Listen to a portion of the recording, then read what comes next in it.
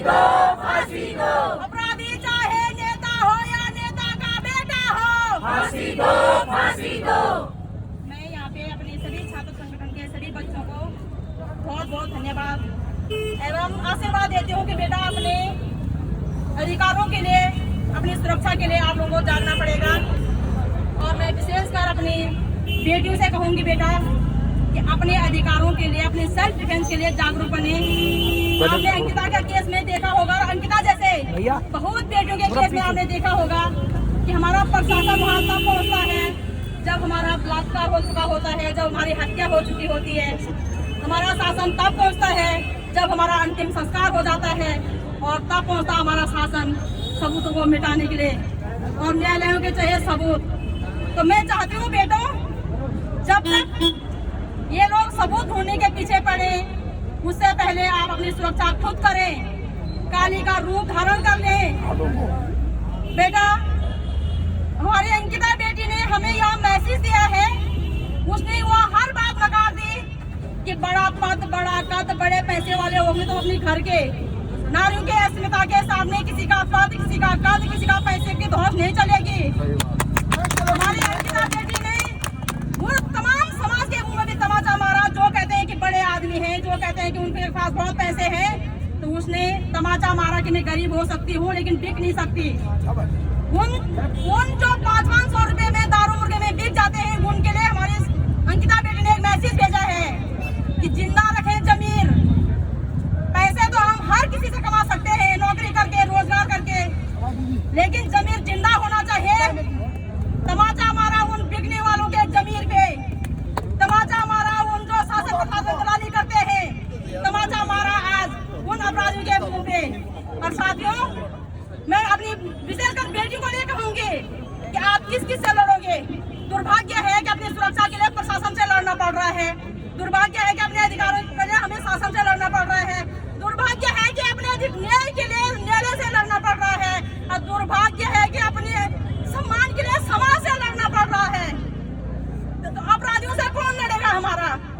आज हमें हमारे शासन को, हमारे प्रशासन को, हमारे न्यायालय को और हमारे समाज को, पांचों को मिल करके अपराधियों को कूट देना चाहिए था।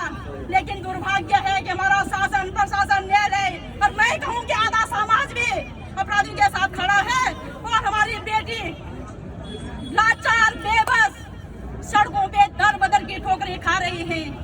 इसका जिम्मेदार हमारा यह मुर्दा समाज भी है, ये गूंगा शासन भी है, यह बहरा प्रशासन भी है, और यहाँ अंदर न्यायालय में बैठे जज साहब भी है, जो सुप्रीम कोर्ट से फैसला देते हैं कि बेटियों के अपराधी को बाइज्जत बरी किया जाए। वो क्या कहना चाहते हैं कि बेटी होना गुनाह है, या गलती किरण की थी कि जो उसका बलात्कार हुआ? धिक्कार है ऐसी मानसिकता पे। क्या हमारे संविधान में ऐसी धाराएं नहीं है जो हमारी बेटियों के अपराधी को फांसी दे सके? क्या हमारे शासन में इतना दम नहीं कि जो बेटी के अपराधी को खत्म कर सके? और क्या हमारे प्रशासन में इतनी ताकत नहीं जो हमें सुरक्षा प्रदान कर सके?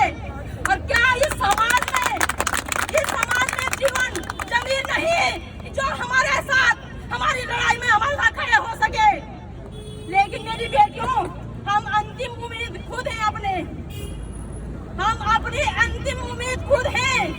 यदि हमारा शासन, प्रशासन, न्यायालय, समाज हमारा साथ नहीं देगा तो हम अपने जमीर की रक्षा के लिए, अपने आत्मसम्मान के लिए काली का रूप धारण करके, क्योंकि कलयुग आ चुका है साथियों, और हमारी अंकिता बेटी ने संकेत दे दिया कि सारी बेटियां काली का अवतार धारण करें, और मत मांगे भीख अपनी गूंगी बहरी शासन प्रशासन से।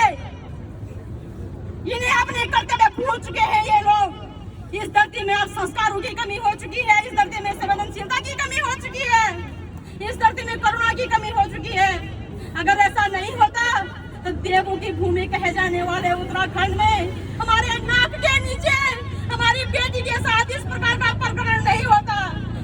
साथियों, धर्म पंडालों से हमारे धर्म गुरु बड़े बड़े स्पीच देते हैं नारियों के सम्मान में, नारियों की रक्षा में। कहाँ मर गए वो धर्म गुरु? रक्षाबंधन में भाई कलाई आगे करते हैं, कहाँ गए वो भाई आज हमारी सुरक्षा करने के लिए? हमारे जनप्रतिनिधि बड़े बड़े वादा करते हैं बेटी बचाओ बेटी पढ़ाओ। मैं पूछना चाहती हूँ कि कहाँ गए हमारे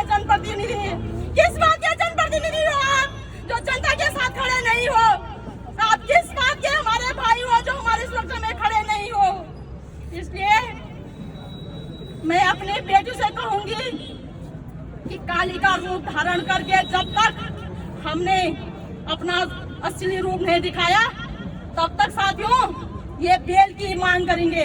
और जिस दिन हमने अपना रूप दिखा दिया ये खुद ये अपराधी अपने लिए फांसी की मांग करेंगे। ये मैं लिख के ले लो। जब समाज में भाग नहीं आना देगा साथियों तो हमारे अपराधी खुद न्यायालय के सामने हाथ जोड़कर कहेंगे कि हमें फांसी दो, हमें महिलाओं से बचाओ। यह रूप मेरी प्रत्येक बेटी को धारण करना पड़ेगा। और दुर्भाग्य है हम आपसे माफी मांगते हैं बेटियों कि आज आपका काम पढ़ने का था, संवरने का था, लिखने का था, देश को आगे बढ़ाने का था। दुर्भाग्य है कि आप अपनी सुरक्षा के लिए अपने न्याय की भीख मांग रहे हो। तमाचा है उन सरकारों के मुंह पे, उन नुमाइंदों के मुंह पे, समाज के और हर व्यक्ति के मुंह पे जो अपनी बेटी को सभ्य समाज न दे सका, जो अपनी बेटी को सभ्य तंत्र न दे सका, जो अपनी बेटी को बेहतर शासन प्रशासन न दे सका, या यूं कहो कि जो अपनी बेटी को न्यायालय में बैठ करके न्याय न दे सका, सबके मुंह पे तमाचा है। इसलिए भाव इसलिए हो साथियों कि इतने सारे एजेंसियां बनी हुई हैं और फिर भी हम रोड पे न्याय की मांग कर रहे हैं साथियों। आखिर हमारे एजेंसी का क्या काम है, मैं बताएं तो सही। हमारे न्यायालयों का क्या काम है, हमारा शासन का क्या काम है, प्रशासन का क्या काम है, समाज के रूप में हमारे भाई बहनों का क्या काम है, बताएं तो सही हमें। और यदि आप हमारे दुश्मन हैं तो सामने अंग्रेजों की तरह आए, हम तुम्हें काटने से भी नहीं चूकेंगे। फिर बिल्कुल आप महारानी वीर वीरांगना रानी दुर्गावती, रानी चेन्नम्मा, रानी दिलो रुद्री का रूप धारण करके हर अपराधी का संहार करेंगे। क्या करें हम फिर, क्या चाह रहा है हमारे पास? प्रशासन सुरक्षा करेगा नहीं, शासन अधिकार देगा नहीं, न्यायालय न्याय देगा नहीं, और समाज मुंह बंद बन करके हमारा तमाशा देखेगा तो हम मरते रहे, हम इनके राज्य मंत्री से अपना शोषण कराते रहे। कौन देगा इसका जवाब? इसलिए बहुत हो गया, हमने इनका साथियों इनका क्या भ्रष्टाचार बर्दाश्त कर रहे हैं, इनका घोटाले बर्दाश्त कर रहे हैं। अब ये हमें नोचने पे आ चुके हैं, जवाब तो देना पड़ेगा। अब आए सामने वो कायर समाज, वो कायर जनप्रतिनिधि आगे आए और जवाब दे हमें। हमारे हर आंसू की कीमत चुकानी पड़ेगी, हमारे हर सवाल का जवाब देना पड़ेगा, सबको देना पड़ेगा। अन्यथा रखें आप अपने सब चीज अपने पास, नारियों से दूर रहे। क्यों पड़ती है आपको जरूरत नारियों के अपने जन्म देने के लिए? क्यों पड़ती है अपनी औलादों को जन्म देने के लिए नारी की जरूरत? जब आपको नारी की जरूरत ही नहीं है तो क्यों नारी के साथ खड़े आप लोग अपने परिवार चलाने के लिए शामिल करते हो, सिर्फ खिलवाड़ करने के लिए? और जब नारी के अधिकार की बात होती है तो सब मौन हो जाते हैं, सड़क से लेकर संसद तक सब खामोश है साथियों। कितनी हैरानी की बात है, आज भी वहाँ पे हमारे बच्चे ऊपर से साथियों कि वहाँ ऑर्डर आ गया कि आप मत जाए। कितनी हैरानी की बात है, मानसिक रूप से बीमार हो चुके हमारे बच्चे भी। इसलिए अपनी जमीर जिंदा रखें साथियों, मरना सबको है लेकिन जीते जी जमीर जिंदा रखना बहुत बड़ी बात है। जय हिंद, जय भारत, जय उत्तराखंड, मातृशक्ति जिंदाबाद, युवा शक्ति जिंदाबाद। अंकिता हम शर्मिंदा है, तेरे कातिल जिंदा है, अंकिता हम शर्मिंदा है, तेरे कातिल जिंदा है। अंकिता के अपराधियों को फांसी दो, फांसी दो, फांसी दो।